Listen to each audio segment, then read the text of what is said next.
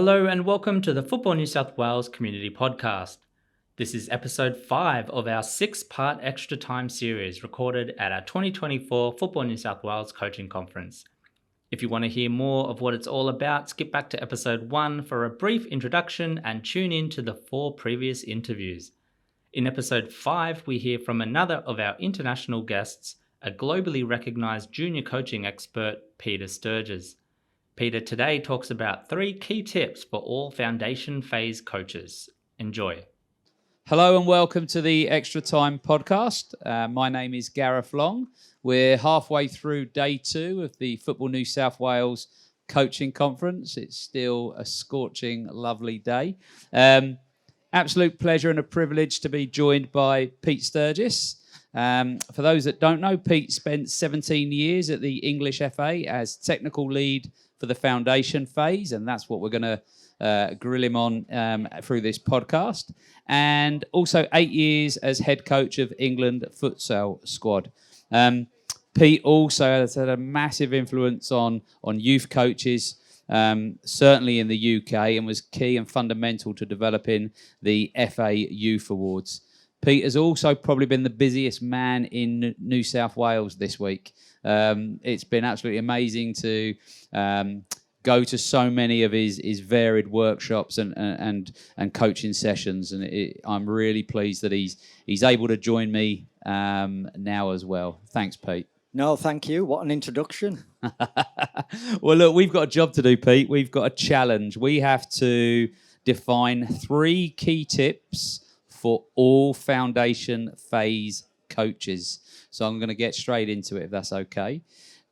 So, Pete, why do you love coaching in the foundation phase? Yeah, what a great question to start with. If I'm totally honest, when I'm working with a group of young children, all I can see is potential. And I think that is such an exciting opportunity. My biggest fear is that I strangle any potential that the young children or young players might have. And that is a really clearly defined nudge to myself to say, look, we have no idea where these children might end up or what they are capable of doing, being and becoming. So play a really important part in our time together, but try to release as much of that potential as possible rather than really begin to shut it down, both in the way that we speak to the children, the activities that we do with the children, and the general environment that we create for the children. That's lovely. So in terms of outcomes, any foundation phase coaches, how can they sort of tell if they've been successful or effective? Yeah. Before I went full-time at Derby County, I worked for myself as a sole trader, literally going from session to session to session, from school to school, from school to evening session.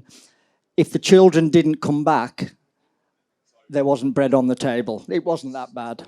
But I also worked in the soccer camps in America, and that was such a rich learning opportunity for me because kids were dropped off in the morning. Some wanted to be there, highly motivated. Some didn't, and they were all in the same group. So I think I learned a lot about what kind of activities would engage the children to get them at least think about, when I'm physically active, it is a lot of fun. And when I'm playing football, it's also a lot of fun. So I think those were the defining things in my head. And it's I guess, you'll see your impact with people that are still in the game, whether they're still playing or whether they are now moved into coaching roles. Yeah, I think that long-term engagement with both physical activity and sport is a real important byproduct. We obviously want the children to release their potential and hopefully become the best footballers that they can be, playing at the highest level. We know that the percentage of children that do that is very, very, very small. So we need to add value at every step of the way. And I think that's our job, whether you are in grassroots or whether you're in a more professional setup.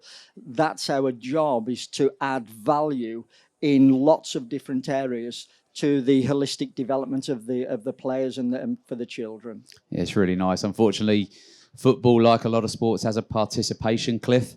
Sort of 11, 12, and maybe a little bit later for female players. So I'm going to lock in your tip 1, because I think if we lock that in, we might be able to address that participation cliff. So if you're happy, tip 1 for all foundation coaches is to help children fall in love with the game and physical activity. Yeah, I think it's a real strong driving force for me that if children choose football to be active or as an activity to do with their friends, I have to make it so engaging that they think, do you know what, this is really worth the time that myself and my family, perhaps my brothers and sisters, the time that we commit to this is actually worth it. So I think we need to add value to the time that we spend together, and we have to present the children with lots of appropriate opportunities to learn and to develop so that they can be the best that they can be. All right, lovely. Well, that's tip 1 locked in, Pete. Maybe a bit of a bigger question here or a harder question, and I'm sure there's lots of answers to this, but what is on your wish list for the future of match days, competitions for children in the foundation phase? It's almost that if you were king for the day question. Yeah, if I was, I know exactly what I would do. And I'm going to sound like a cranky old man here, Go for it. I think it's worth it, and I probably need to get it off my chest. I think if we've already spoken about children falling in love with the game, and if they're choosing football, what does that experience look like? Certainly in the UK, that first official kind of fixture, that match day experience, is normally 5v5. And if you're a coach who's playing 5v5 at the weekends, the chances are you'll have a squad of players of around 8, 9, maybe even 10 players. My real bugbear is that right from the get-go, we're already playing for 3, 4 or 5 children not to play, and yet they've chosen football. I think the future for our game at those very young end, at the very beginning of a child's journey into football, should be 2v2 and 3v3, multiple fixtures, so that the game day or the weekend match does not look like this pressurized situation where parents get, agitated by poor refereeing decisions, but the pressure that they create for the children. If it's all on one game, I think that affects the behavior of all the adults involved. I would like to see children being at a central venue with lots of pitches marked out. I'm not bothered whether there's referees or not, because certainly in England, in our play phase, we are promoting the fact that we need to help the children become autonomous learners and almost take responsibility for the small number practices that we do. So I would like to see every kid playing, multiple games, and so at the end of their time together, their first thought is, do you know what? I've chosen football and I've just played for an hour or an hour and a quarter with different people and against different people with the total support of all the adults, and I've had such a blast. I want to come back next week. Yeah, great. And is there a country, an association where you think they're doing that and they're doing that really well? Belgium certainly is. Germany have just made a massive leap towards that.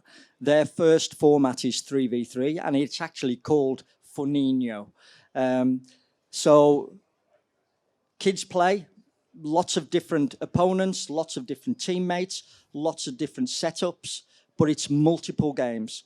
In Scandinavia, it's the norm, because when the winter comes, everything moves indoors. So rather than have a great big sports hall with one small pitch marked in the middle of it with shouting parents or surrounding it, what they do is they mark out as many pitches as they can, and then they just fill it with kids.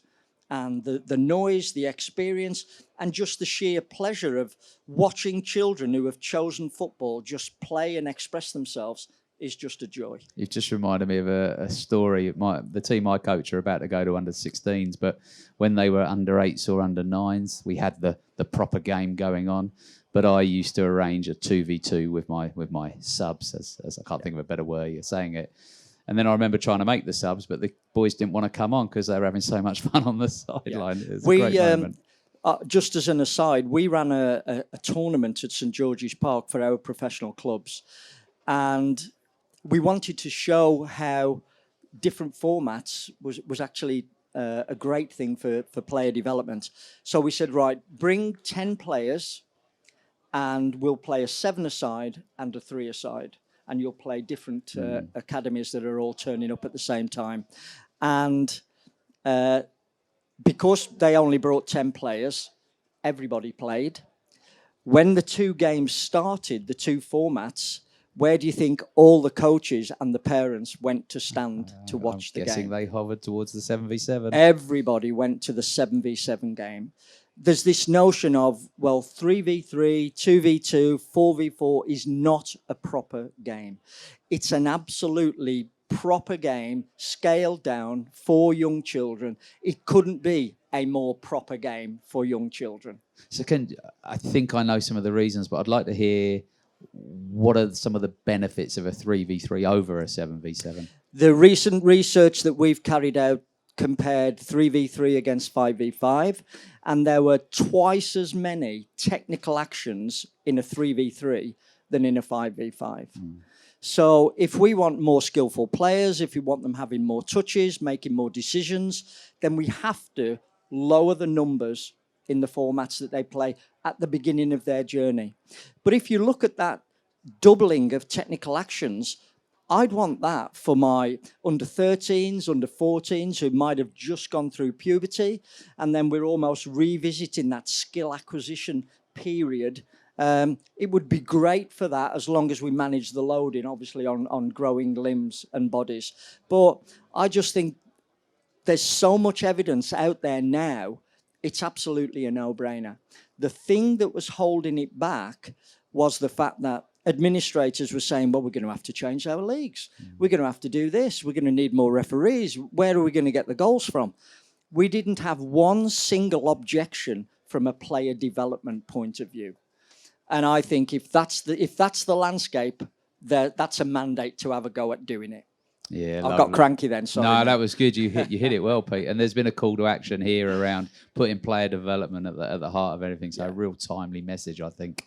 Well, I reckon we can lock in tip 2 here, Pete, of key tips for all foundation phase coaches. I'll have a go, and you can reword it if I need to. But tip 2 is that every child, the aim is to give them a full game every week and really consider the formats that enable that to happen. Absolutely. All right, perfect. Okay, all right. So what can football clubs or football associations do to further support the quality of coaching in the foundation phase? Yeah, I think for too long, the foundation phase coach, the parent volunteer, has been seen as... well, we'll put you with the kids because that's not really an important period of development for me. And again, the research tells us that is probably the period of development where the most development takes place. So why can't we have real experts, real passionate people who are working within that phase of development to really try to maximize what is actually possible when children come in, to us in that phase? I just think it's an absolute no-brainer. Sometimes the foundation phase is seen as a stepping stone because I want to work with older players. I want to work around the professional game. There's more credibility, more kudos. I think any club or any state association that says we need real experts, within inverted commas, working with our youngest players to give them the best possible start on their football journey, wherever that might lead, then I think you're really prioritising what, for me, is the most important part. Yeah, great. I often hear coaches saying that, they're moving up because I'm taking the 16s, now I'm taking the 18s. And it really aggravates me when they say, I work at the bottom end. I'm thinking the bottom end is your butt. Or I only work with the under-9s. It's the beginning of the journey for those children. And the beginning is the thing that's going to hook them in longer term and keep them coming back. So I just think it's so important. And I think events like this conference and the real mix of experiences and sessions and workshops, I think that's the start of something quite exciting where NSW are actually saying, do you know what? We want real, dedicated, talented, expert, creative coaches at every stage of our players' journeys. And of course, there's been developments here with specific courses for Junior Development League coaches. So hopefully that expertise and that message will get through. But again, I'm sorry to repeat a question, but are there any countries that have got this right in terms of, or clubs where they really invest in their foundation phase coaches? I think in Holland, they certainly from a financial point of view, the pay scales are pretty even right across. I think in the UK, there's still a discrepancy, but it's getting so much better because of the investment that we've made in our foundation phase DNA. So people are really grasping it, recognizing that they're actually quite good at this and can be really effective. And instead of moving on, they're actually turning around and saying, no, I want to stay here because what we're trying to develop here is really exciting. And that is the first step on the player's journey, and these coaches can actually, instead of moving up with them, they can watch their progress, knowing it's being built on at every step of the way. And it's nice that coaches, clubs at the end of the journey, recognising that work that's been done. Absolutely. I mean, this is where Gareth Southgate was a massive advocate of certainly my work, but also the work of everybody, grassroots, professional game, and the part that they played in establishing the DNA and really helping produce a different type of player for him to work with at the highest level and in those high-level competitions. So it was really joined up. Yeah, lovely. Look, we can lock in tip 3, Pete. I think, tip 3 is raising the profile of coaches of young children. And I guess coach education is a really important role to emphasise the differences that coaches in this foundation phase can make. Expertly put. Thank you. Look, before I summarise, or actually I might get you to summarise the 3 tips, just a final question, Pete, and I'd like you to kind of summarise where you think we are, and we can be Australia, it can be UK, it can be global, but where are we in the foundation phase? Where has progress been made, and where is progress still need to be made? I can't say from the answer won't be based on, I've seen lots of foundation phase coaches working or lots of foundation phase sessions in this country. But in the discussions that we've had, in the workshops that we've had with the coach educators, the technical directors, there seems to be a plan. And it's the first step. The exciting part is, I think that plan is absolutely going in the right direction. There's a real belief and a real urge and motivation to implement it as widely as possible and get total engagement from the grassroots game. And I think if that's your starting point, the chances of success are so much higher than, if it was on the back of a fag packet or nobody believed it. I've spoken to so many people here and we keep coming back to the same key messages. And when the same key messages are reinforced by different people in slightly different ways, but there's some golden threads that always run through it, I think you've got a chance. Brilliant. Pete, I'm going to hand over to you to read your 3 tips for us, please. Okay. So we've got to help children fall in love with the game. And I think that comes definitely from the environments we create. It's really linked to tip 2, which is about get every child playing. because that's the only way they're going to improve. So if those environments include match days and sessions and opportunities that really engage the children, we've got a chance of hitting the mark on both of those. And I am really passionate about everybody recognizing the important work that foundation phase coaches do, because it can really set every child off on a really exciting learning journey. Pete, that's amazing. It's been a real privilege to be in your company this week, and thank you for everything you do for our children in the foundation phase, but also for our coaches in the foundation phase. Thank you. Thank you, Pete.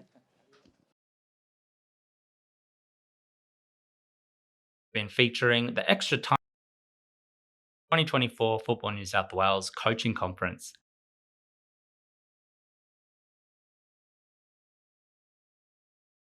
Information at footballnsw.com.au.